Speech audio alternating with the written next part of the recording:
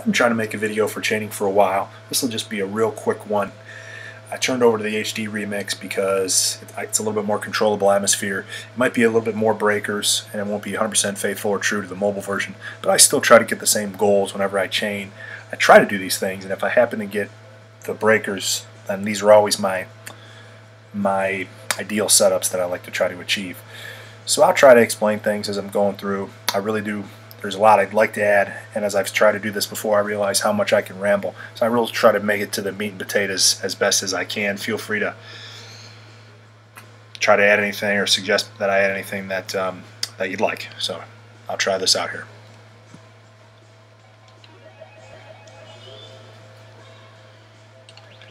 So one of the first things that I always like to do is bury the breaker in the corner. To me, this is one of the setups that I like to achieve. It makes it vulnerable from only one side instead of multiple sides. So I put that on there, and then now it's a matter of waiting for my second breaker before I decide what I really want to do. And this next piece here is a convenient piece because I can finish my green and then I get to add another breaker onto the chain. And this next piece is good here too because I can still, keep the green and then also get the red.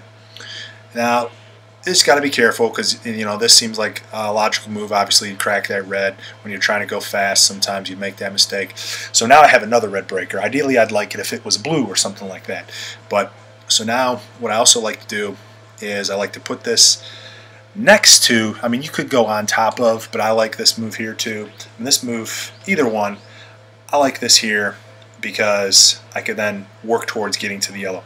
Now I don't really want to put this here, even though I get the quick red, because then I need 2 yellow breakers to complete the setup instead of just 1. So I don't really like that. See, now I get a blue, which is nice. So now here I'm taking a chance, but I feel like a lot of times with this next piece here, you have to take a chance in order to get something good, because I never like to add pieces into the equation. Ideally, if I don't have to, because then I'm dependent on that piece, whereas if I just add breakers, I can get a breaker or a piece. But even without seeing the next piece, this is the decision that I want to make. So this is a little convenient because, and even though I don't like to put breakers against breakers, it satisfies 2 requirements in 1 swoop. So I want to do that. And now I can also use this. This is just something I call putting it by the side. It's a common move you'll see. So now I can put this here, and then I can get another chain before I ideally want to go down and get that yellow. So here's my yellow. So this piece is great for me right here. This is exactly what I was hoping, because I can now throw this here and things are starting to come together. Now really, I just need a green, but now I have an opportunity because I noticed the next piece is a green and a yellow. Normally I just would have been happy getting the green, but because you always have to keep your next piece obviously in the same way. So when I throw this in here like this, everything should come together for me nice.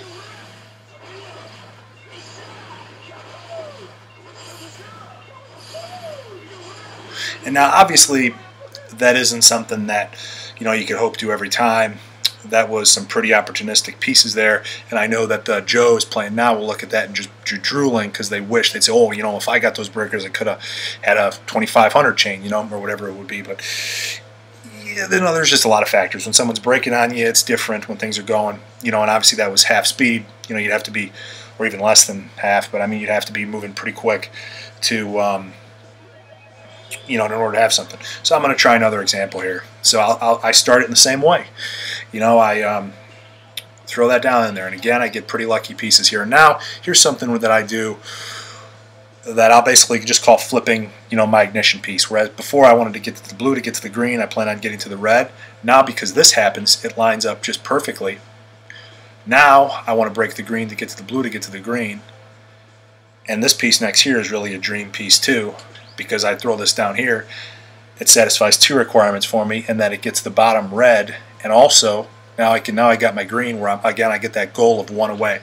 Now this piece here I would think would be a wasted move, but I could actually use the lower green as a new ignition piece now. So now basically I want to break the lower green to get to the upper green to get to the blue. Really I really am just adding on 1 piece after the other. Now this is a little bit of a tricky move, but I know there's no yellows on the board, so I don't really have to worry about this. And I know that all of these pieces will eventually be gone. So if I put the 1 yellow next to the red, I can put this yellow here and just have a pretty good idea that eventually that yellow is going to make contact with the breaker. So, and now I know that my ignition is, and I really want to put this yellow there because that would mess up my chain later on. So now I really just know, and now again the green. So here I can leave myself a couple of options because I know I want to get to the blue. And I know when I break that blue, it's going to be greens. So now here, I can get to my, I still don't want to put that yellow there. So see, this is still a problem for me. So I need to get a blue. You know, I need a blue here. And there it is. And see, this is actually the perfect piece for me because I needed a red piece and a blue breaker, and it's just in time for the diamond. So let's see how, let's see how this one can come together.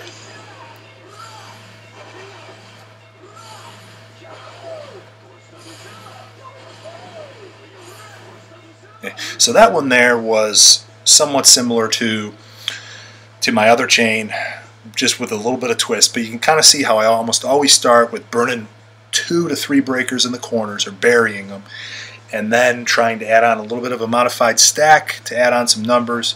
And then, obviously, like I said, I did get a little bit lucky there. Sometimes you really can't account for that. You're out of luck. Or if I would have had the open column there, I really would have tried to tack, knowing that I might have only needed another 1 or 2 piece requirement. But again, you're playing a live match. It's always a lot more variables. So here I got the same setup. Now what I can sometimes you can start to do, because if you're going to want to go for a third stair on the bottom here, it's going to be yellow. So I could put yellow down there sort of preemptively, just hoping that a yellow breaker will come up and then I'll be able to use it. Now I can go one step ahead, and I know that if I break the yellow, I'll get to the green. So now if I get to the yellow, and there's a nice piece for me there, because that's the red I need. But now the biggest thing is I need to get a yellow really in order to make the chain. So there it is. I need it here, and then this should it's gonna be decent here, at least enough where you. And that there, I seen it, a little bit different. I used a little bit more of a traditional staircase across the bottom. So I come in with like a specific plan, and then you got to be willing to modify it. But again, here I'm just starting off with that same setup I had before, and I'm adding the red on there. And now again, here's that same instance before where I talk about what I call like flipping the script. Before I was planning on breaking the yellow and getting to the red. Now I'm going to break the green to get to the yellow. I hate to do breaker on breaker like that. It's always a goal of mine, but sometimes, you just can't really avoid it. So, let's see here. See, now the pieces just didn't come for this one here. So,